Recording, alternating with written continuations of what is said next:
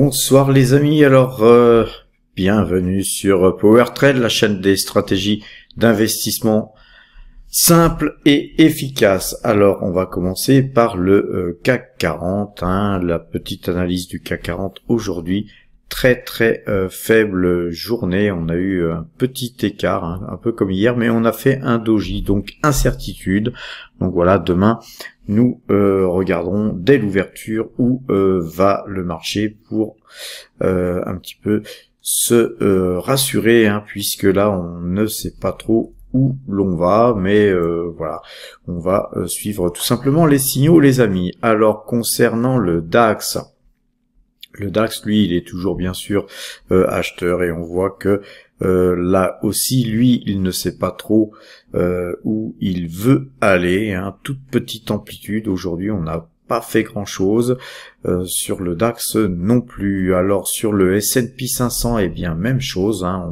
On baisse un peu, mais on reste à l'intérieur du corps de cette bougie précédente. C'était une belle bougie qui était une impulsion haussière, puisqu'on avait cassé tous ses plus hauts, les amis. Donc on est toujours acheteur sur le S&P 500.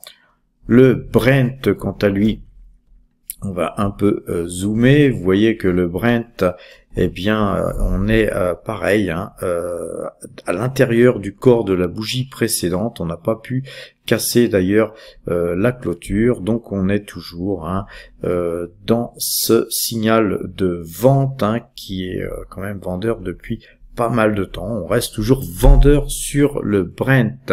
Concernant Total Energy, eh bien, puisque le Brent n'a pas performé aujourd'hui, eh bien, on n'a pas réussi à casser ce trend, mais ce trend qui continue à monter. Alors, on l'a cassotté un petit peu, mais on n'a pas clôturé au-dessus de ce trend, et c'est bien dommage. Mais voilà, ce trend continue à monter. Il faudra voir demain si Total Energy suit ce trend et arrive, ceci dit, à clôturer au-dessus de ce trend. Concernant Realty Income, on a une belle bougie, puisqu'on est en train d'attaquer les plus hauts là qu'on a fait dernièrement. Donc à suivre, le marché n'est pas clôturé, je vous le rappelle, sur les marchés américains.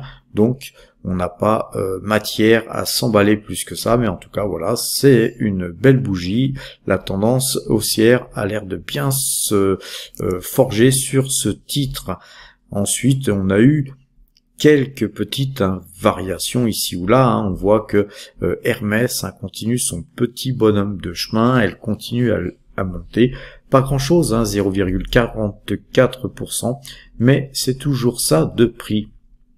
Concernant Pernod Ricard, voilà, on a plutôt une phase de consolidation, plutôt baissière, mais nous conservons nos titres. Je pense que voilà, c'est un petit coup de grisaille passagère. On va attendre un petit peu de voir si ce titre se porte mieux dans les prochains jours. Et alors concernant L'Oréal, là, très belle séance aujourd'hui, puisque L'Oréal s'adjuge 0,92%. Donc voilà, on est en train de latéraliser un petit peu après cette belle bougie que nous avions eue ici le 14 novembre.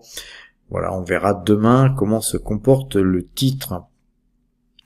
Que s'est-il passé, oui, sur la Française des Jeux? Rappelez-vous, on a acheté ici à 32,46, et puis voilà, on a une légère hausse, mais avec une bougie qui est pas forcément très sympathique. On verra demain comment se comporte aussi ce titre. Et concernant Coca-Cola, très belle séance là de démarrage, puisque le titre Coca-Cola, eh bien, il a cassé tous ses plus hauts là ici, et donc à partir de ce moment-là, c'est un signal d'achat pour nous.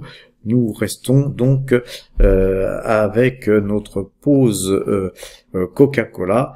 Et c'est une pause qui nous convient bien, puisque c'est une excellente valeur. Maintenant, regardons Taiwan Semiconductor, une petite prise de bénéfice aujourd'hui, puisque Taiwan Semiconductor perd 1,30%. Voilà, donc voilà, on a évidemment certaines valeurs qui montent et puis d'autres qui baissent. On a Pfizer, on va regarder Pfizer. Là, on a une belle construction hein, sur Pfizer. Faudrait voir comment se comporte ce titre aussi. Voilà, il n'y a rien de spécial, hein, rien de spécial actuellement sur les titres que nous possédons. Hein. On a quand même des valeurs, des prises de bénéfices sur les valeurs pétrolières. On a quand même une très très belle séance pour le titre Lotus Bakery qui s'adjuge 4,20%, je vous en ai parlé dernièrement, une très très belle séance pour ce titre qui avait déjà beaucoup monté. On a cette moyenne 2 jours, 12 jours qui est toujours à l'achat. Eh bien écoutez, ce titre c'est une petite pépite, hein. Nous on va garder ça précieusement en portefeuille. Concernant le titre Téléperformance, alors là, comme je vous l'avais dit, on avait fait un petit pari hein, sur ce titre, mais ça s'avère pas très concluant. Hein. Encore une fois, c'est un titre sur lequel je suis rentré puisqu'il y avait des paramètres graphiques qui nous permettaient d'essayer un petit coup de trading sur ce titre, voire même conserver ce titre, hein, puisqu'on a fait une petite ligne. On verra ça. En tout cas, la séance d'aujourd'hui, eh bien, montre un infléchissement des cours et a priori, ce n'est pas très très bon. Voilà, on n'a pas grand-chose à dire sur l'ensemble des valeurs que nous possédons. On va quand même regarder ce qu'il se passe sur le titre Google. Eh bien, le titre Google, eh bien, il monte légèrement. Voilà, on va rester aussi sur ce titre de qualité qui ne verse peut-être pas de dividendes, mais qui, en tout cas, me paraît légèrement sous-coté hein, par rapport à peut-être la valeur intrinsèque de ce titre hein, et par rapport aussi à la possibilité de plus-value que nous offre ce titre. Voilà donc les amis, on n'a pas grand-chose à dire sur les valeurs que nous avons en portefeuille. Maintenant, on va aller voir le portefeuille dans son ensemble sur le fichier Google Sheet. À présent, les amis, regardons donc ce résultat qui s'affiche hein, devant vous. C'est 23,42% depuis le début de l'année que nous avons fait hein, en termes de performance sur le portefeuille PowerTrade. Ce portefeuille PowerTrade n'a pas bougé aujourd'hui, hein, mais globalement, nous tenons bien hein, puisque c'est 175 162 € qui sont engrangés depuis le 1er janvier 2023. C'est 10% tout juste de liquidité que nous avons. C'est toujours 10% de liquidité que nous avons.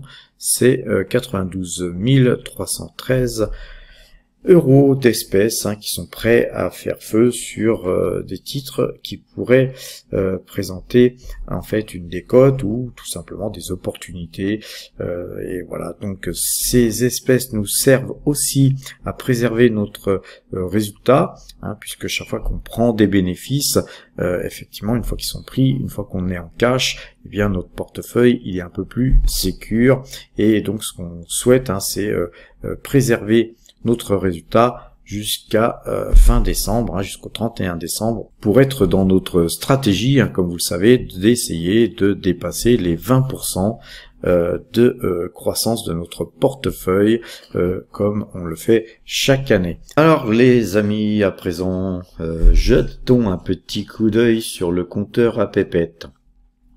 L'occasion de me faire un petit pouce bleu comme l'accoutumée, de vous abonner si vous ne l'êtes toujours pas et bien sûr d'activer la cloche pour avoir les notifications. Alors ce compteur à pépettes là aujourd'hui il donne pas grand chose hein, vu que le marché il a peu évolué. Alors les amis, sur le compteur à pépettes on a aujourd'hui eu un signal de vente hein, pile poil sur notre point et globalement nous avons encaissé 180 points sur le trade précédent et là actuellement sur la vente que nous avons faite c'est 15 points de perdu actuellement sur le trade en cours. C'est 2850 points qui ont été engrangés depuis que nous traitons le CAC 40, c'est-à-dire depuis le 1er juin 2022. Pour ce résultat, nous avons dû traiter 50 fois gagnant et 49 fois perdant. Alors concernant le DAX lui quant à lui, il est toujours acheteur, hein, et ce DAX nous fait gagner 699 points sur le trade en cours. C'est 5158 points qui sont engrangés depuis que nous traitons le DAX. Pour afficher ce résultat, nous avons dû traiter 35 fois gagnant pour 31 fois perdant. Les amis, sur le S&P 500, le S&P 500 il est toujours pas clôturé, hein, puisque nous sommes sur New York en pleine cotation. Ce marché, hein, le S&P 500 nous fait gagner 146 points sur le trade en cours. C'est 1176 points qui sont engrangés depuis que nous traitons cet indice, et pour ce faire, nous avons opéré 30 fois gagnant pour 29 fois perdant. Alors le Brent, les amis, nous fait gagner 5,82 pips. Hein. Vous savez que le Brent, il est toujours vendeur. On l'a vu en graphique tout à l'heure, et il nous fait gagner 37,41 pips depuis que nous traitons donc ce vecteur. Et en termes de trades gagnants, c'est 18 trades gagnants qui ont été faits pour 11 trades perdants. Je vous le rappelle encore, les amis, c'est sur une moyenne de 12 jours paramétrés à la clôture que nous traitons cet indice. Et concernant l'euro-dollar, à présent l'euro-dollar qui a le vent en poupe, hein, on est à 1,0922, donc on est bien orienté, on est positif sur le dollar, mais c'est somme toute une position très très petite que nous possédons, puisque nous sommes sur le dollar, sur des CFD, comme sur le Brent d'ailleurs.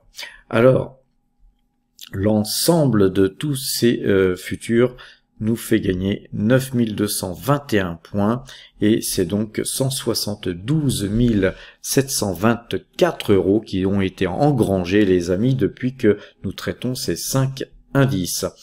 Je vous le rappelle, hein, les CFD, c'est 10 CFD Brent qui nous font gagner 3480 euros.